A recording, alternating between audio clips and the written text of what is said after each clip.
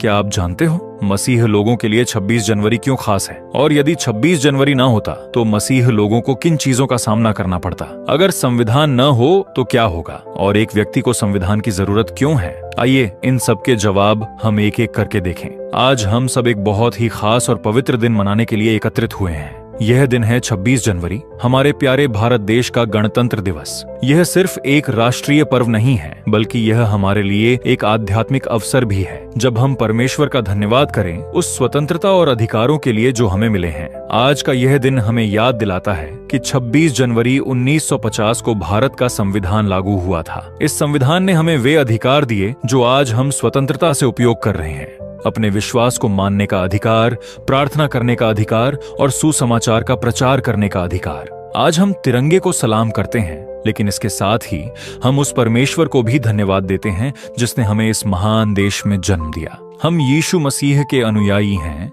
और साथ ही हम भारत के जिम्मेदार नागरिक भी हैं। बाइबल हमें सिखाती है कि हम इस संसार में हैं, लेकिन हमारी नागरिकता स्वर्ग में है। फिर भी जब तक हम इस पृथ्वी पर हैं, हमें अपने देश के प्रति अपनी जिम्मेदारियां निभानी हैं।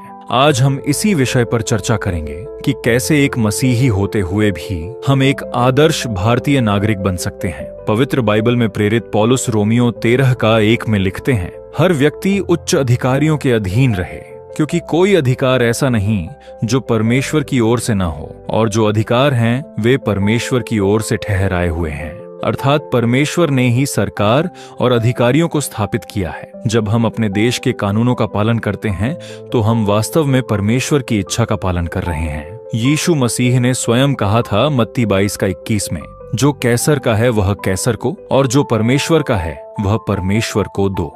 इसका मतलब यह है कि हमें अपने आध्यात्मिक कर्तव्यों के साथ साथ अपने नागरिक कर्तव्यों को भी पूरा करना चाहिए। हम कर चुकाए, कानून का पालन करें और समाज में शांति और सद्भाव बनाए रखें।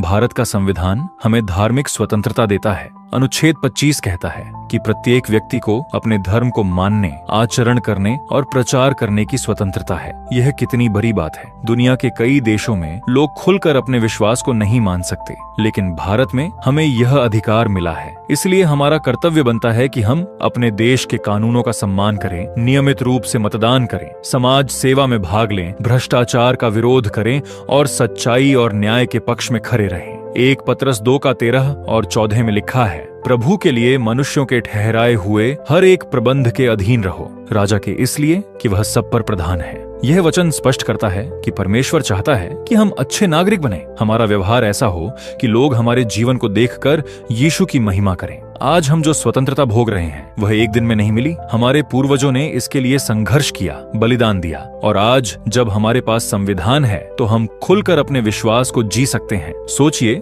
अगर हमारे पास यह संविधान नहीं होता तो हम सार्वजनिक रूप से प्रार्थना नहीं कर पाते, हम बाइबल नहीं पढ़ पाते, हम चर्च नहीं बना पाते, हम यीशु का नाम नहीं ले पाते, हम सुसमाचार का प्रचार नहीं कर पाते, लेकिन आज हमें ये सब अधिकार मिले हैं। यह परमेश्वर की कृपा है जो संविधान के माध्यम से प्रकट हुई है। भजन संहिता 33:2 कहता है, धन्य है वह जाति जिसका परमेश्वर यहोवा है। हमें अपने देश के लिए प्रार्थना करनी चाहिए कि परमेश्वर इसे आशीष दे। हमें अपने नेताओं के लिए प्रार्थना करनी चाहिए कि परमेश्वर उन्हें बुद्धि दे। हमारा संविधान हमें कई मौलिक अधिकार देता है। समानता का अधिकार, स्वतंत्रता का अधिकार, शोषण के विरुद्ध अधिकार, धार्मिक स्वतंत्रता का अधिकार, शिक्षा और संस्कृति का अधिकार। ये सभी अधिकार बाइबल की शिक्षाओं के अनुरूप हैं। बाइबल कहती है कि सभी मनुष्य परमेश्वर की छवि में बनाए गए हैं, इसलिए सभी बराबर हैं। बाइबल स्वतंत्रता की बात करती है। जहाँ प्रभु का आत्मा है वहाँ स्वतंत्रता है। 2 कुरिन्थियों 3:17 में हमारे संविधान निर्माताओं ने एक ऐसा ढांचा तैयार किया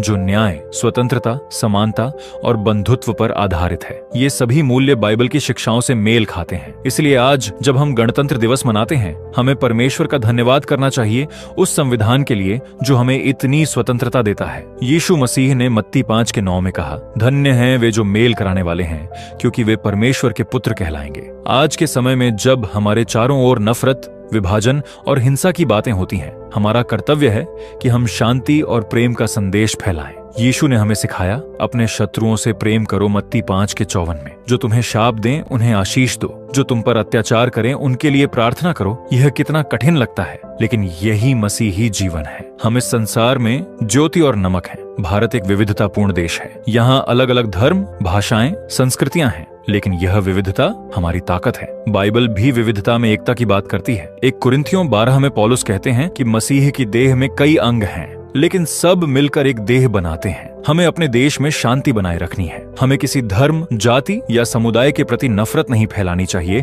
हमें झूठी अफवाहों में नहीं पड़ना चाहिए।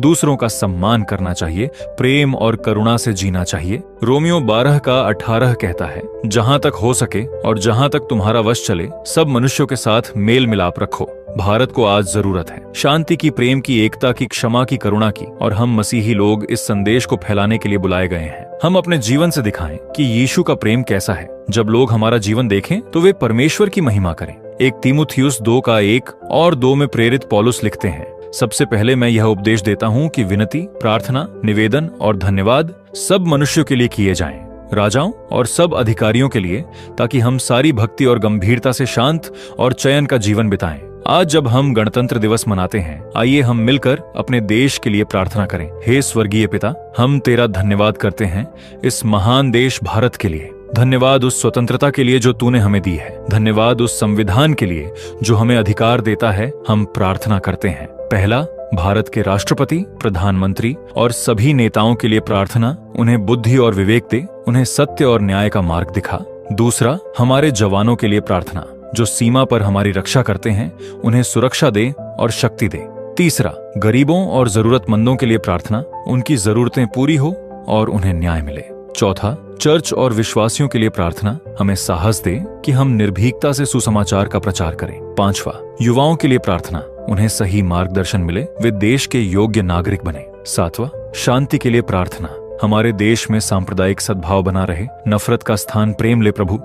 हमारे देश को आशीष दे।